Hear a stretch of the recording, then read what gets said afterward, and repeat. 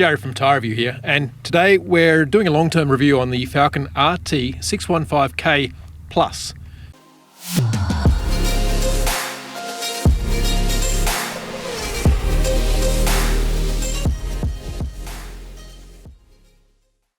So Al's been running these on his Subaru for the last at least 10,000 Ks. I'll check in on how far he's gone. And I can hear him coming around the corner now. So let's just see. Hopefully he pulls into the right spot. Here he comes.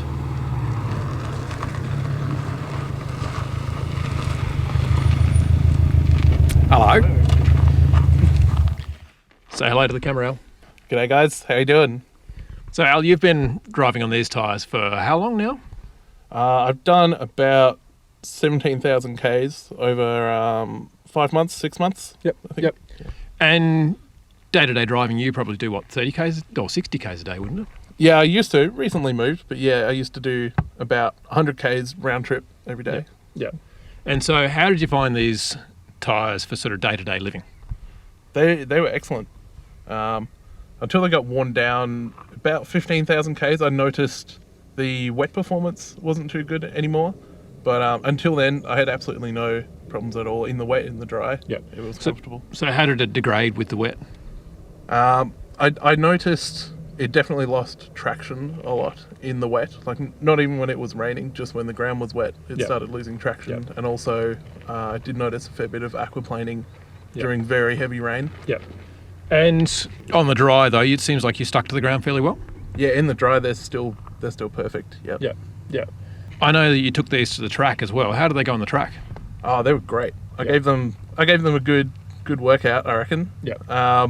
They held all day. I did a fair few long sessions, probably 10 laps or more. Yeah, right. And I didn't notice any fade in the grip.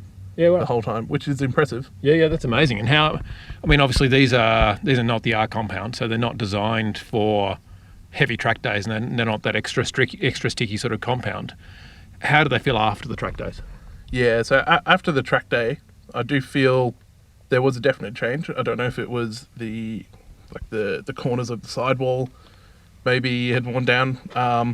There was a noticeable change in the road noise as well. It sort of sounded, if you're familiar with when you're going off-road, you let your tyres down. Yes. And then back on the road, there's sort of like a squidgy, rubbery sound. Yep.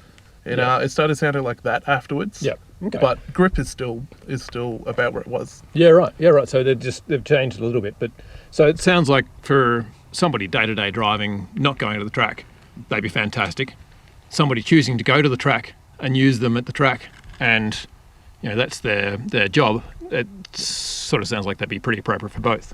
Yeah. Before I attacked them a little bit on the track, I thought we were on track to do 25 Ks, 1,000 Ks easily. Yeah. Which is pretty great for these tyres, considering the low profile tread and all that sort of stuff. So yeah, awesome. for ultra high performance tyres like this, 15 to 20,000. Yeah, it's fairly typical. That's like a quarter of what I'm used to getting out of my tyres.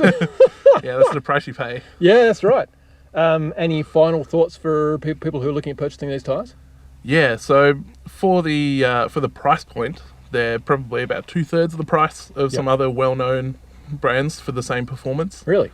I actually felt in the wet initially these performed better. Yeah. So I would highly recommend these if you were putting them on a daily driver. Awesome. Oh, cool. Well, thanks for your feedback, Al, and we'll see you next set. No worries. Thank you. Thanks all.